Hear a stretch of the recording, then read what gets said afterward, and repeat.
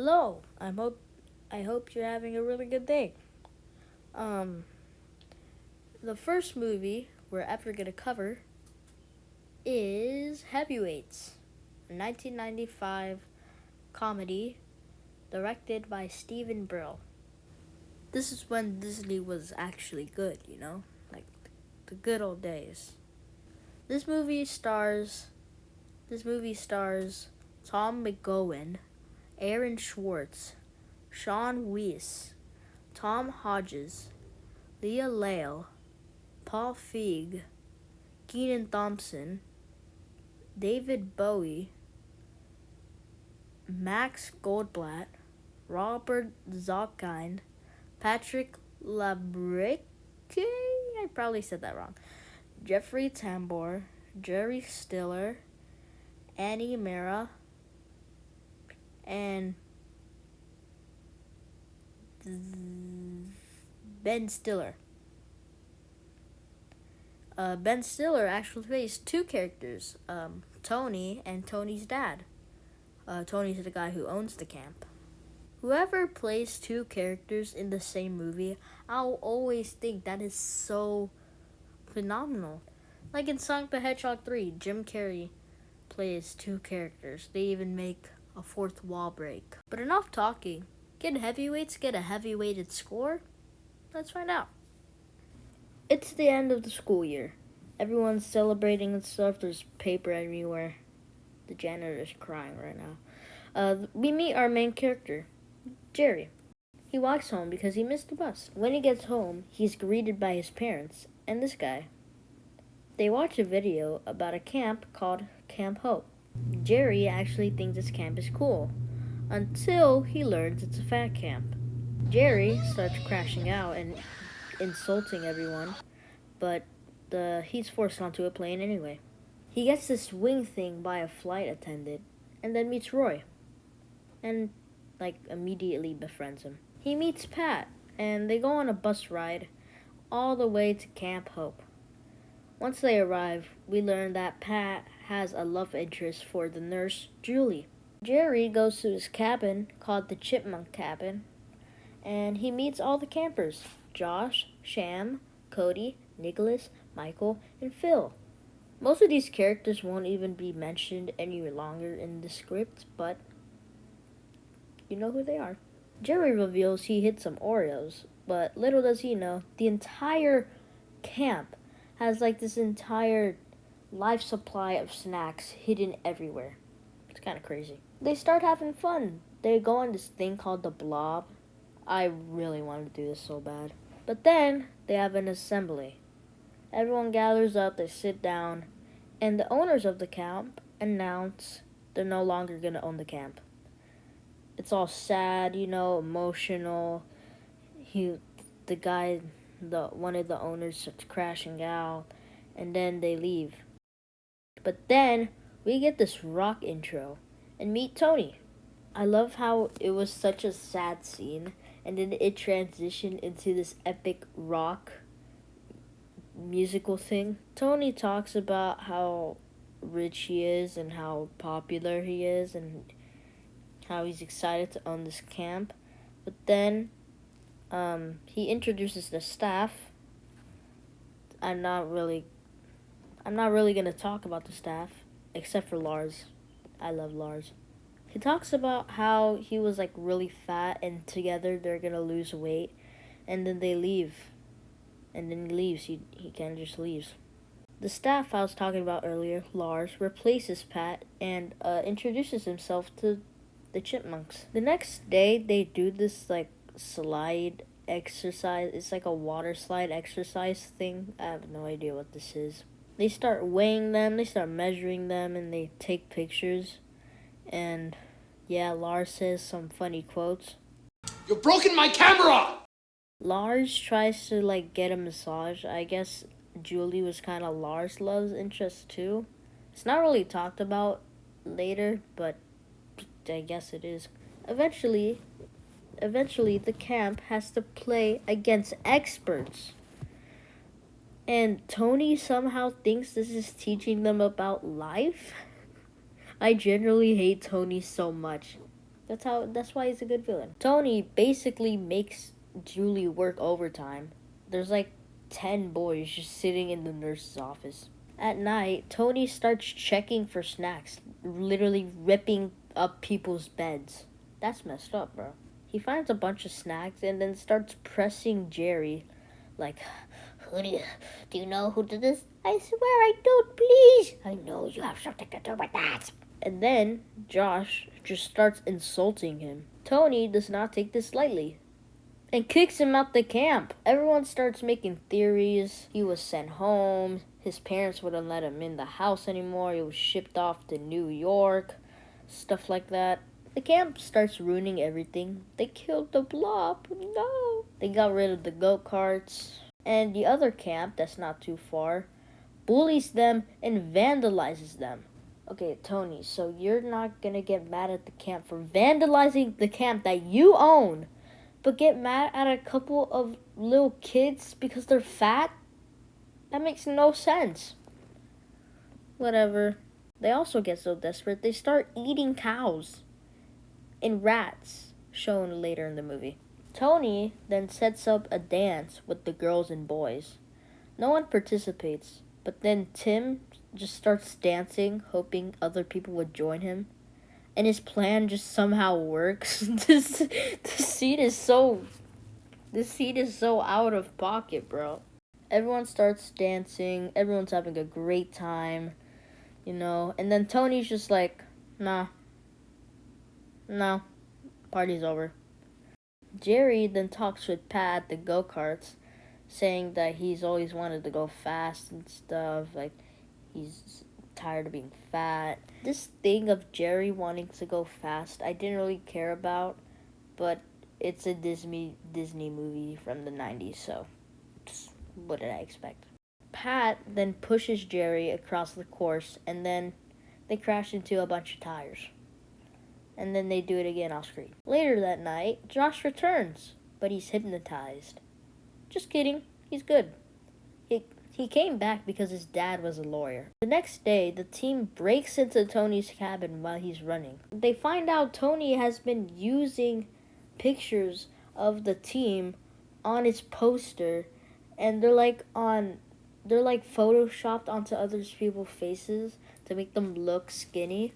They also find out Tony has been keeping the letters the kids are writing to their parents, so they can't write all the bad things Tony has been doing. Tony starts returning and Michael warns them through the window. Everyone gets out but Nicholas, who's like eating in his kitchen. Jerry gets Nicholas and they both escape. Everyone hides behind a tree. They barely make it. Once they escape, the team hears a rapper coming from the bathroom. They open it and find Phil eating a burger. It turns out Nicholas has been finding secret food stashes used by the camp and has been started eating them. So, once they found out about this, they start doing it too. The next day, Tony weighs them. After seeing 3 kids have already gained multiple pounds, he just starts crashing out. He's talking to himself. And then he sets up a 20-mile hike. Pat tries to stop all this, but then Tony's just like, you're fat, you can't tell me what to do. Pat gets kind of depressed from this, so they talk about it. Pat doesn't want to be fat anymore. He's sad about what Tony said to him. But then Jerry starts hyping him up, like, at least you stood up for him. We have to defeat him now. So they make a plan. The next day, the 20-mile hike begins. There's a bunch of funny moments, like this scene where the kids fall down a hill. Eventually, they have this Kung Fu Tai Chi break, and then the team secretly starts making plans. What if we push him off the mountain? That was generally a plan they made. Imagine if they actually did that. After Tony flexes a little bit, hanging off a branch off a mountain, they decide to have an hour meditation break. But then, the team finally makes their final plan. Roy asks if he could do a sit-up if he can't see your hair. Tony tries to show example, and then Josh pulls his pants down and shows his butt to his face.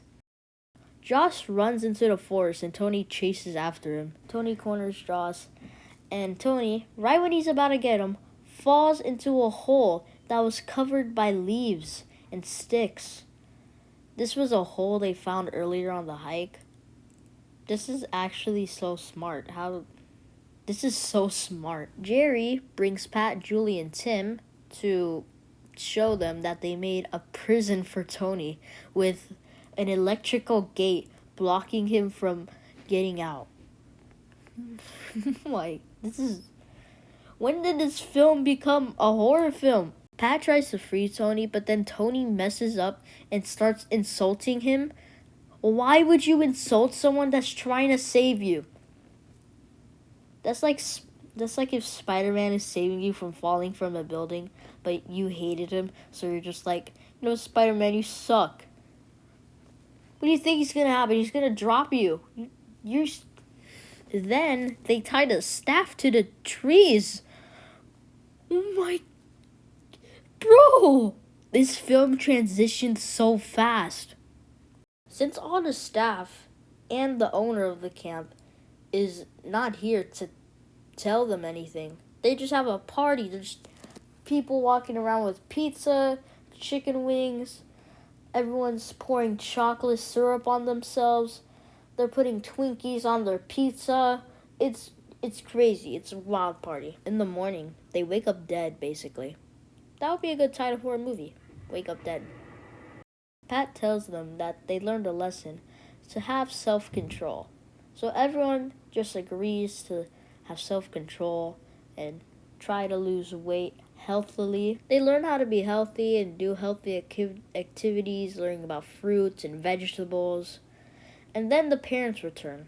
The parents sit down in the assembly, and a video shows them what camp has been like and what Tony has been doing to the whole camp. While all of this is happening, Nicholas is guarding Tony. But Nicholas falls asleep. Bro, you folded the bag so hard, Nicholas. Tony deactivates the electrical gate with a fork and then gets tinfoil from his food he got earlier and a little paper strip to make it look like a Hershey's Kiss.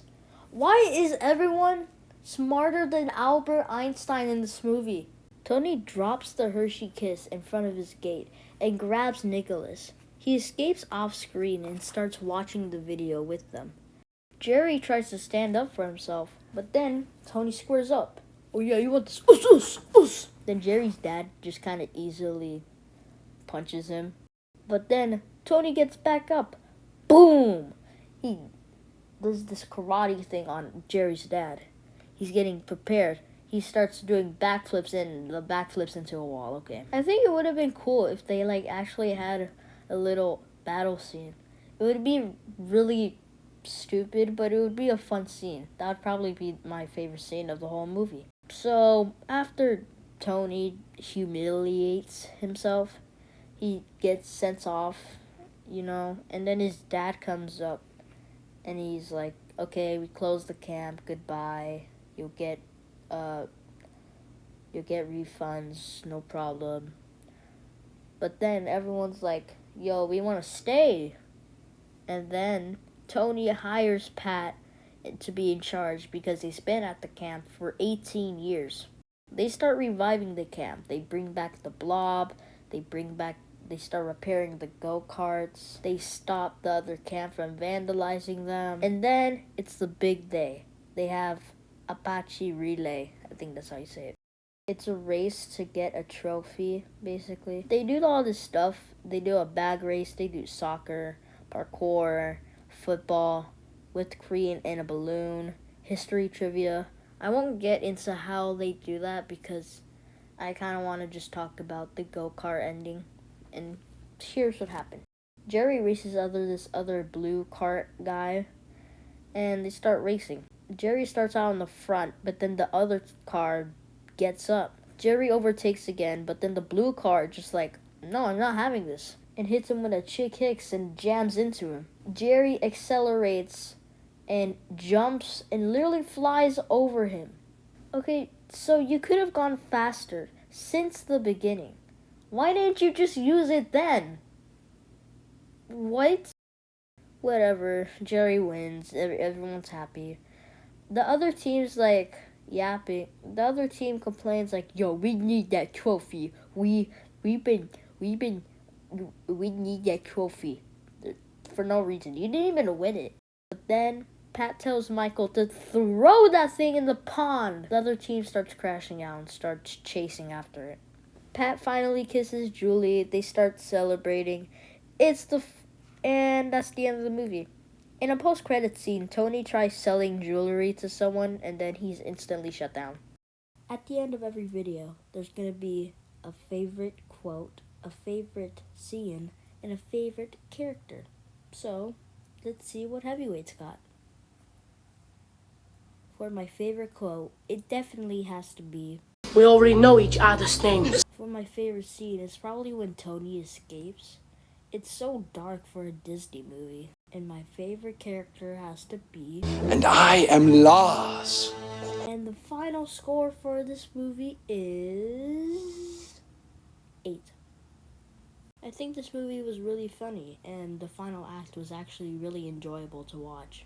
I think everyone played their role pretty good, especially Lars, but it does have some flaws in it that sets it back a little bit. And the lesson we all learned, fat equal not bad. Well, that's the end of this video. Catch you in the next one, and remember, Jesus always loves you.